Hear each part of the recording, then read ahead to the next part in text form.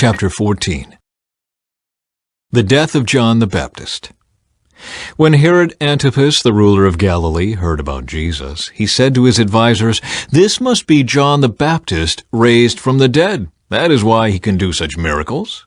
For Herod had arrested and imprisoned John as a favor to his wife Herodias, the former wife of Herod's brother Philip. John had been telling Herod, "It is against God's law for you to marry her." Herod wanted to kill John, but he was afraid of a riot because all the people believed John was a prophet. But at a birthday party for Herod, Herodias' daughter performed a dance that greatly pleased him, so he promised with a vow to give her anything she wanted. At her mother's urging, the girl said, "I want the head of John the Baptist on a tray." Then the king regretted what he had said, but because of the vow he had made in front of his guests, he issued the necessary orders. So John was beheaded in the prison, and his head was brought on a tray and given to the girl, who took it to her mother. Later, John's disciples came for his body and buried it. Then they went and told Jesus what had happened. Jesus feeds 5,000. As soon as Jesus heard the news, he left in a boat to a remote area to be alone. But the crowds heard where he was headed and followed on foot from many towns. Jesus saw the huge crowd as he stepped from the boat, and he had compassion on them and healed their sick. That evening the disciples came to him and said, "This is a remote place, and it's already getting late. Send the crowds away so they can go to the villages and buy food for themselves." But Jesus said, "That isn't necessary. You feed them." "But we have only 5 loaves of bread and 2 fish," they answered. "Bring them here," he said. Then he told the people to sit down on the grass. Jesus took the 5 loaves and 2 fish, looked up toward heaven, and blessed them.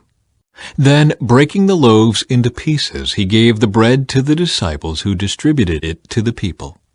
They all ate as much as they wanted, and afterward the disciples picked up 12 baskets of leftovers. About 5,000 men were fed that day, in addition to all the women and children. Jesus walks on water. Immediately after this, Jesus insisted that his disciples get back into the boat and cross to the other side of the lake, while he sent the people home. After sending them home, he went up into the hills by himself to pray. Night fell while he was there alone. Meanwhile, the disciples were in trouble far away from land, for a strong wind had risen, and they were fighting heavy waves. About 3 o'clock in the morning, Jesus came toward them, walking on the water. When the disciples saw him walking on the water, they were terrified. In their fear, they cried out, "It's a ghost!" But Jesus spoke to them at once. "Don't be afraid," he said. "Take courage, I am here." Then Peter called to him, "Lord, if it's really you, tell me to come to you walking on the water." "Yes, come," Jesus said. So Peter went over the side of the boat and walked on the water toward Jesus. But when he saw the strong wind and the waves, he was terrified and began to sink. "Save me, Lord," he shouted. Jesus immediately reached out and grabbed him. "You have so little faith," Jesus said. "Why did you doubt me?" When they climbed back into the boat, the wind stopped. Then the disciples worshipped him. "You really are the Son of God," they exclaimed. After they had crossed the lake, they landed at Gennesaret. When the people recognized Jesus, the news of his arrival spread quickly throughout the whole area, and soon people were bringing all their sick to be healed. They begged him to let the sick touch at least the fringe of his robe, and all who touched him were healed. Chapter 15. Jesus teaches about inner purity. Some Pharisees and teachers of religious law now arrived from Jerusalem to see Jesus. They asked him, "Why do your disciples disobey our age-old tradition? For they ignore our tradition of ceremonial hand-washing before they eat." Jesus replied, "And why do you, by your traditions, violate the direct commandments of God? For instance, God says, 'Honor your father and mother,' and anyone who speaks disrespectfully of father or mother must be put to death. But you say it is all right for people to say to their parents, 'Sorry, I can't help you, for I have vowed to give to God what I would have given to you.' In this way, You say they don't need to honor their parents, and so you cancel the word of God for the sake of your own tradition, you hypocrites. Isaiah was right when he prophesied about you, for he wrote, 'These people honor me with their lips, but their hearts are far from me. Their worship is a farce, for they teach man-made ideas as commands from God.'" Then Jesus called to the crowd to come and hear. "Listen," he said, "and try to understand. It's not what goes into your mouth that defiles you. You are defiled by the words that come out of your mouth." Then the disciples came to him and asked, "Do you realize you offended the Pharisees by what you just said?" Jesus replied, "Every plant not planted by my heavenly Father will be uprooted. So ignore them. They are blind guides leading the blind, and if one blind person guides another, they will both fall into a ditch." Then Peter said to Jesus, "Explain to us the parable that says people aren't defiled by what they eat." "Don't you understand yet?" Jesus asked. "Anything you eat passes through the stomach and then goes into the sewer. But the words you speak come from the heart. That's what defiles you. For from the heart come evil thoughts, murder, adultery, all sexual immorality, theft, lying, and slander. These are what defile you. Eating with unwashed hands will never defile you." The faith of a Gentile woman. Then Jesus left Galilee and went north to the region of Tyre and Sidon. A Gentile woman who lived there came to him, pleading, "Have mercy on me, O Lord, Son of David, for my daughter is possessed by a demon that torments her severely." But Jesus gave her no reply, not even a word. Then his disciples urged him to send her away. "Tell her to go away," they said. "She is bothering us with all her begging." Then Jesus said to the woman, "I was sent only to help God's lost sheep, the people of Israel." But she came and worshipped him, pleading again, "Lord, help me." Jesus responded, "It isn't right to take food from the children and throw it to the dogs." She replied, "That's true, Lord, but even dogs are allowed to eat the scraps that fall beneath their master's table." "Dear woman," Jesus said to her, "your faith is great. Your request is granted." And her daughter was instantly healed. Jesus heals many people. Jesus returned to the Sea of Galilee and climbed a hill and sat down. A vast crowd brought to him people who were lame, blind, crippled, those who couldn't speak, and many others. They laid them before Jesus, and he healed them all. The crowd was amazed. Those who hadn't been able to speak were talking, the crippled were made well, the lame were walking, and the blind could see again. And they praised the God of Israel. Jesus feeds 4,000. Then Jesus called his disciples and told them, "I feel sorry for these people. They have been here with me for 3 days, and they have nothing left to eat. I don't want to send them away hungry, or they will faint along the way." The disciples replied, Where would we get enough food here in the wilderness for such a huge crowd? Jesus asked, "How much bread do you have?" They replied, 7 loaves and a few small fish. So Jesus told all the people to sit down on the ground. Then he took the 7 loaves and the fish, thanked God for them, and broke them into pieces. He gave them to the disciples, who distributed the food to the crowd. They all ate as much as they wanted. Afterward, the disciples picked up 7 large baskets of leftover food. There were 4,000 men who were fed that day, in addition to all the women and children.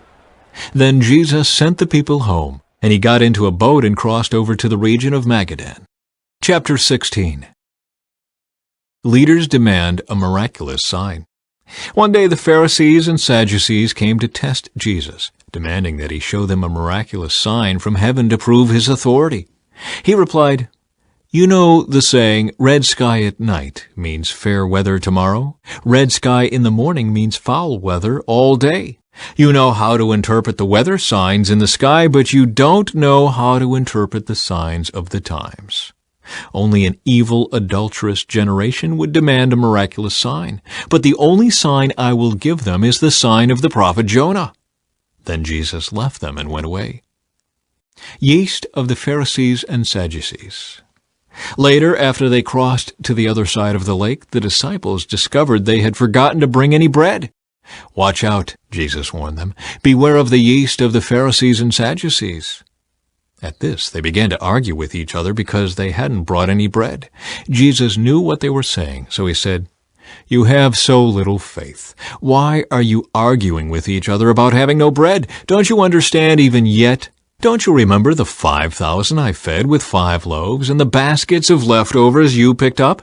Or the 4,000 I fed with 7 loaves and the large baskets of leftovers you picked up? Why can't you understand that I'm not talking about bread? So again I say, beware of the yeast of the Pharisees and Sadducees."